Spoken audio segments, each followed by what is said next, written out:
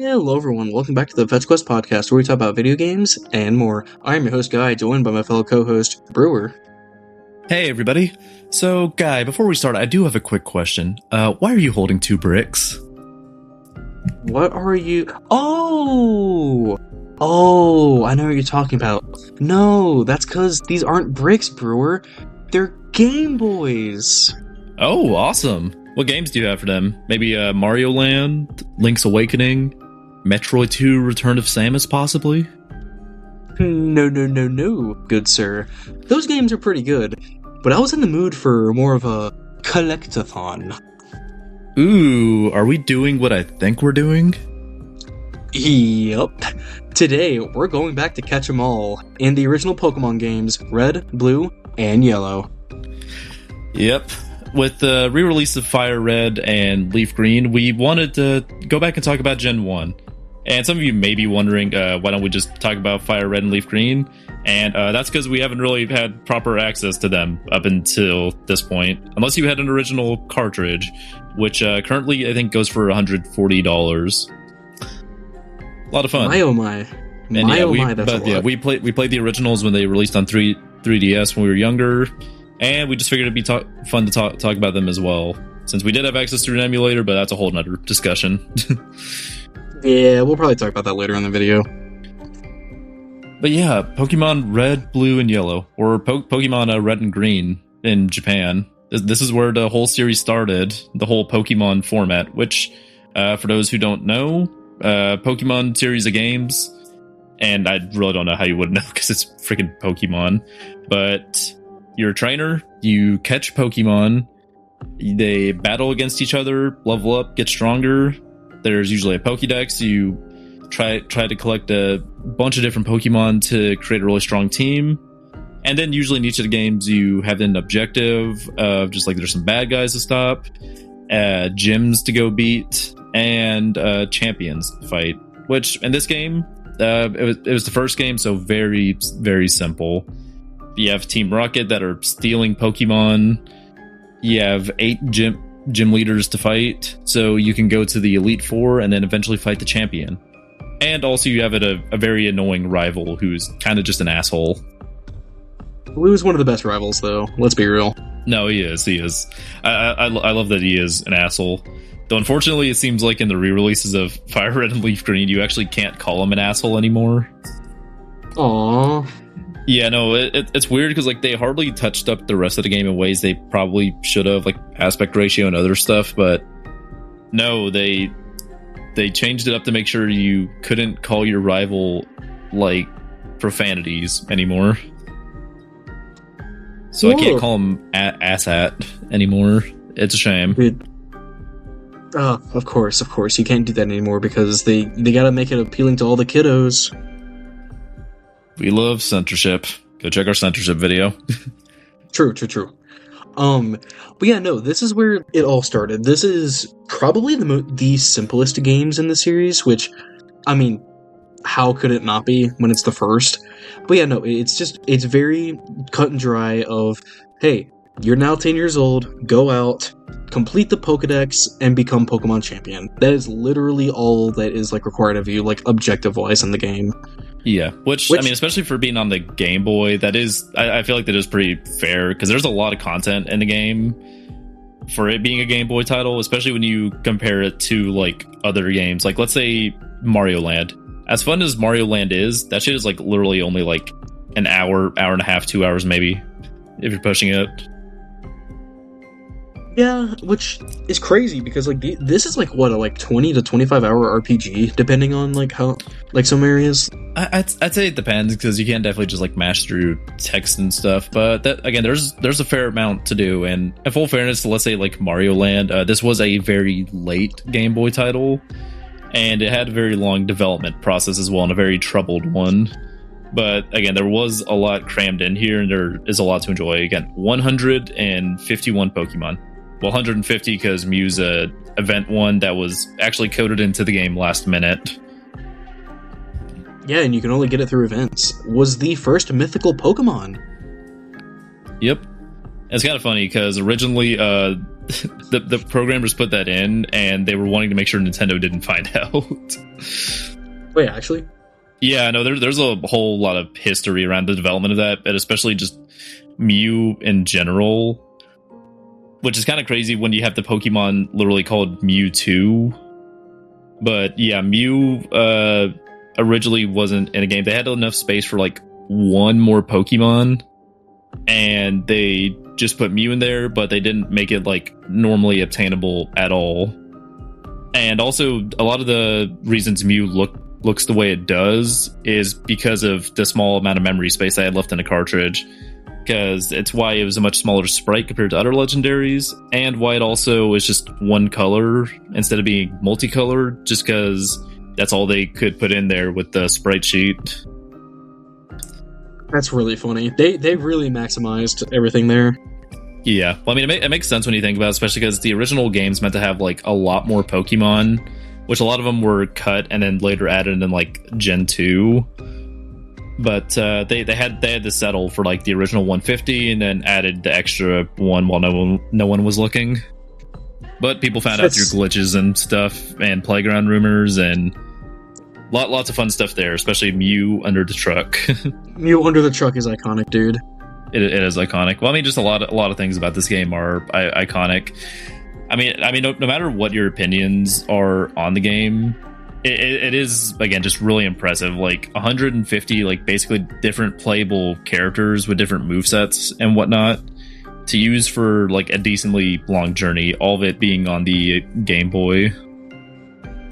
Yeah, this was at the time when like RPGs as well, like they were getting to like, this is when customization was getting like crazy in RPGs. Like we had just recently gotten Final Fantasy VI, which like completely crazy amount of customization you can do in that game, especially for like what the NES could do. You had like previous RPGs. You had Dragon Quest, which was like blowing up as well.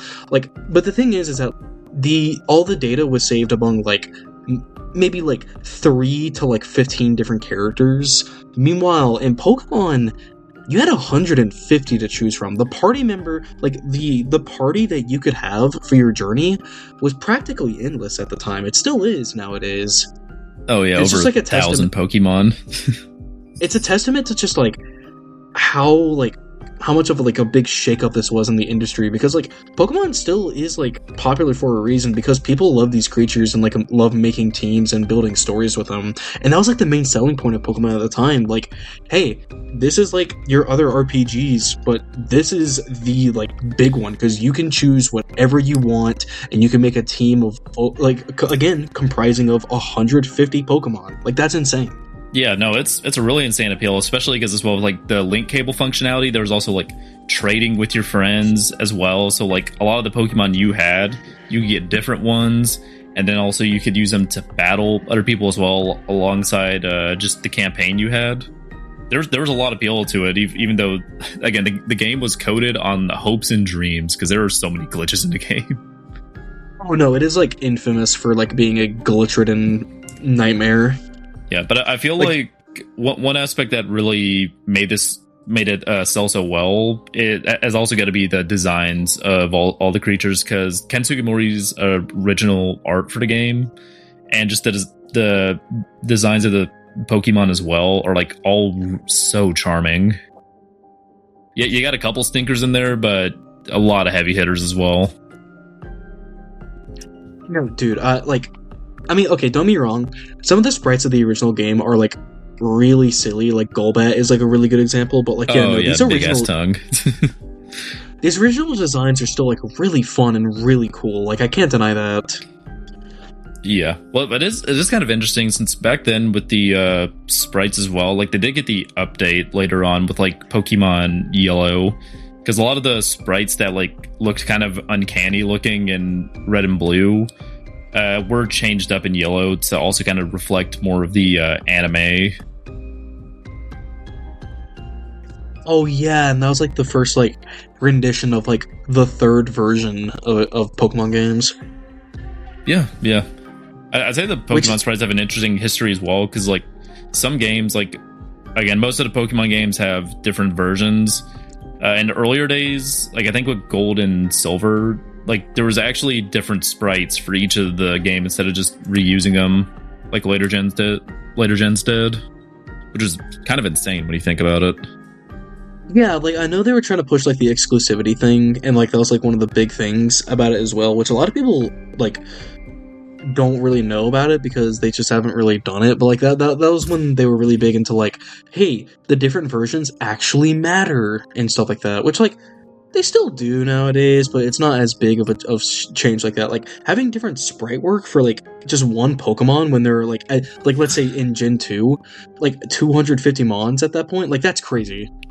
Yeah, well, I mean, I'm not gonna lie, it is still kind of a scam to like split up some of the content between the versions, and I know a lot of the incentive was for the trading, and it does kind of suck to still see it in the modern day, especially with how the games come out, and let's just say less than favorable conditions sometimes, like Scarlet and Violet. But, you know, again, for the time, these games were really awesome, and it makes sense. There was like a whole craze around them as well, and they sold so well. And then you buy the third version, which actually has most of the content that was missing from the other two. Yeah. Well, yeah, but you got to remember a lot of those third versions, like let's say Yellow, sometimes were the worst games to like fully complete. Because, like, let's say for Yellow, Emerald, and I think maybe Platinum, though I'm not 100% sure on Platinum, so don't quote me on this. A lot of the times they also had the version exclusive problems as well, and you would actually need to, like, have Pokemon from both of the other games instead of just one or the other. This is true. They do have some of the issues, but like some of the box art legendaries, like I know in Emerald you can get Groudon and Kyogre, which is silly.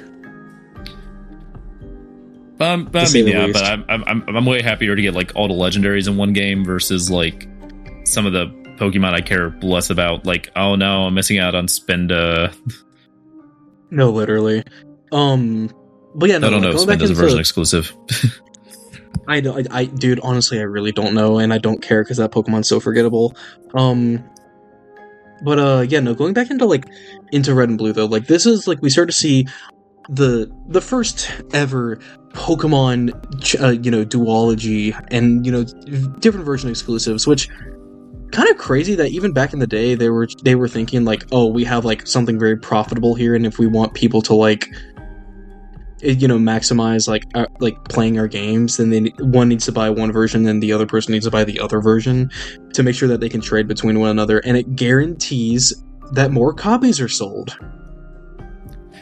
Yeah, I don't know if they were like fully thinking in the business mindset at that point. I think a lot of it was to do with like the trading, but I mean, hey, it definitely did work out for them, and they saw the trend and they kept going with it.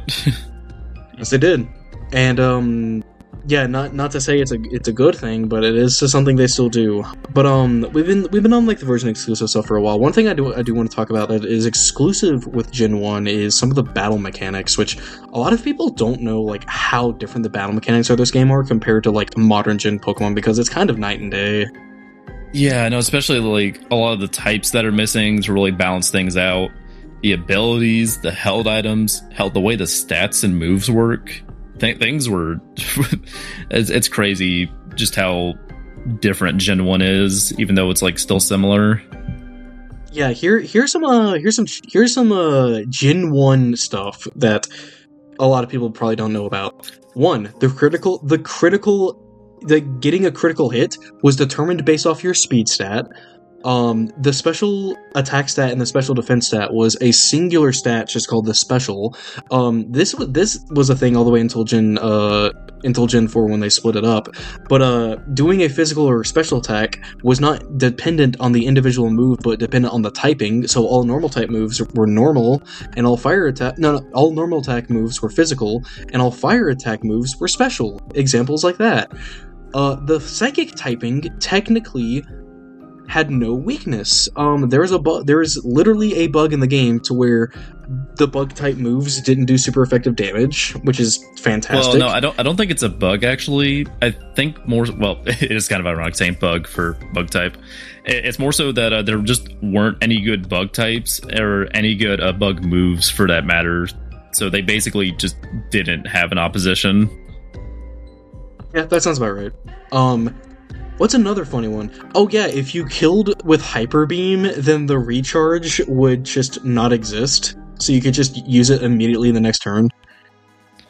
Yeah, that are like freezing moves. If you froze another Pokemon, which it still sucks as a status condition to this day. I kind of wish they would remove it like they did in Legends Arceus. But it was even worse back then because the only way to get thawed out of it back then without like an item is to get hit by a fire type move, which fire type moves weren't as common back then. But also, why would your opponent purposefully hit you with a fire type move if you're frozen, which just keeps you basically dead and lets them set up whatever they want? Oh yeah, no, it's fantastic. There's another status one that's really stupid. I'm forgetting. But, yeah, no, the games are silly. These are very silly games. Especially the special stat in particular, I think, is really stupid. So, one of the, like, big defining meta things about this game was the special stat. So, take Chansey, for example. Chansey is meant to be a defensive monster where it's gonna chip you down with status moves and just heal itself back up, and it's gonna camp you out, and that's its design. In Gen 1, it actually had some fucking firepower to it, because it had a special stat of 100, so not only could it tank special attacks, it could fucking throw them out too. You know, the Pokemon known for tanking. Or let's take Mewtwo, for example, the Pokemon with the highest special stat in the game. 1 Amnesia meant that his special defense was through the fucking roof, and he could one-shot any Pokemon. Wasn't that fantastic? Amazing. Well, I don't think they were thinking of balance when designing Mewtwo, or just a lot of legendaries in general. They don't really think of balance. They just think of, yay, fun game. They think cool, like, legendary that does things. They need to start thinking about balance more. Jesus Christ, look at Urshifu. Oh yeah, no, Urshifu, Calyrex, what are important? Incineroar. Well, actually, people don't mind Incineroar too much, even though it's so prevalent. Ogerpon, that one's a really bad problem right now. The Paradoxes, that's all later gen stuff. Yeah, no, because of like the unique battle mechanics, Tauros was unironically like a top 3 like powerful Pokemon in Gen 1, funny enough, which is just it's not used anymore. Because of like these mechanics. It's really fast, it has like 120 speed, so it's hitting critical hits like crazy. It knows Hyper Beam, it knows Blizzard, funny enough, which again, like Brewer said, the only way to get freeze off your Pokemon is to be hit by a fire type move or use an item, which is really stupid. Yeah, no, these games are just like unique. Yeah, but I feel like that's part of what makes going back to the original Gen 1, and like besides like just the remakes with Fire Red and Leaf Green or Let's Go, which are just completely different games if I'm going to be honest. Like the original Gen 1, it's just fun how like kind of messy they are in some aspects, how unbalanced some of the teams are, or like some trainers especially, because like one of them, like Lorelei, the Elite Four member, there's like a funny glitch that could happen for like an endless battle where like because Rest was a psychic type move. If you went in with like a really weak fighting type, you could like kind of soft lock the game, or actually not just soft lock, I think kind of hard lock it as well, because you couldn't leave the Elite Four room, and Lorelei herself would just keep using Rest against your Pokemon. So you would have no way to escape the room or no way to end a battle because she just wouldn't kill you, and she would keep continually healing with Rest. So yeah, fun team stuff like that. To where it's just like Struggle. Struggle is a whole nother case. Well, actually, Pokemon, the opposing enemy team didn't struggle back then. Like they didn't have PP like your team did. What? Yeah. No, again, that was added later generations. Just to make sure stuff like that couldn't happen. Wait, that's insane. I never knew that. Yeah, no, again, there's just a lot of weird quirks and oddities to Gen 1, but I kind of like it for that, and it's still fun to go back and play these games, because even though they're a bit of a mess in some areas, you can still tell they're games that are made with a lot of passion, and it's still really fun to be like, okay, what starter am I going to choose this time? Maybe instead of Bulbasaur, I'm going Squirtle. And I'm not going to choose Charmander just because I like to be different. I mean, maybe I'll try to catch an Abra this time, especially because I have a friend to trade with, so I can actually get an Alakazam. You know, stuff like that. All of the starters are heat in Kalos, like not Kalos, sorry, Kanto. Kalos too. Yeah, no, all the Kanto starters are heat. And I know the meme of Bulbasaur will always be the one left behind because everyone chooses Charizard and then your rival chooses Squirtle. But I don't care. I will choose Bulbasaur because Bulbasaur's heat. No, Bulbasaur's really cool. Especially he's really unique because like him and Rowlet are the only starters that have a secondary typing before they evolve.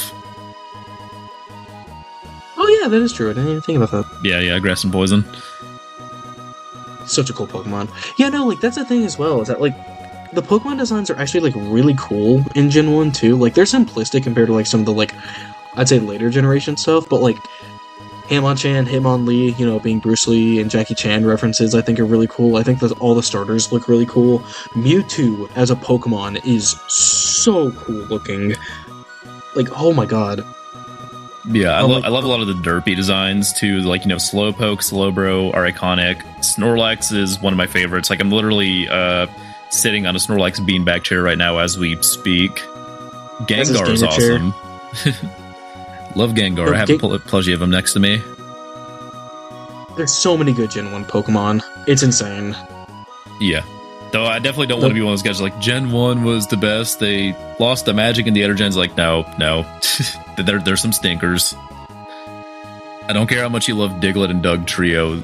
They are not the life-defining Pokemon for the majority of people.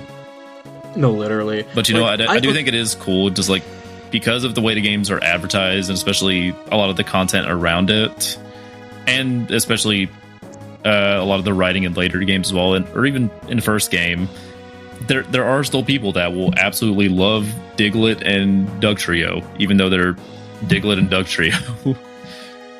Because there's always going to be one special Pokemon that you're going to have that kind of bond with, even if it's like, why do you love it so much? Like for me, it's Shellman and Excelgor in Gen 5, just because I have a very interesting history with them. Yeah. And you know what? I did also enjoy using Diglett and Doug Trio at one point, because I used them for a team in Let's Go for shiny hunting, along with the Alolan versions, which I thought it was just funny because of how easy those games were to just use a team with a bunch of Digletts. Wait, did you actually do that? Yeah, they were like shiny.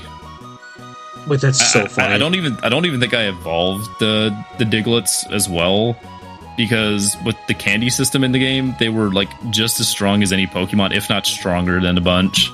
Because I got so many candies from shiny hunting as well that they were just super beefed up. They only like had trouble taking down some Pokemon once I got to like the champion battle, and even then they still won. That's so funny. Yeah, we can talk about Let's Go another time, because those games are funny in their own right. They're kind of a mess, but that is for a different time. That's to come back to Gen 1 though. One thing I do like about Gen 1 in particular, like just moving on the conversation a little bit, is a lot of people forget about this. The champion of the first game is actually your rival.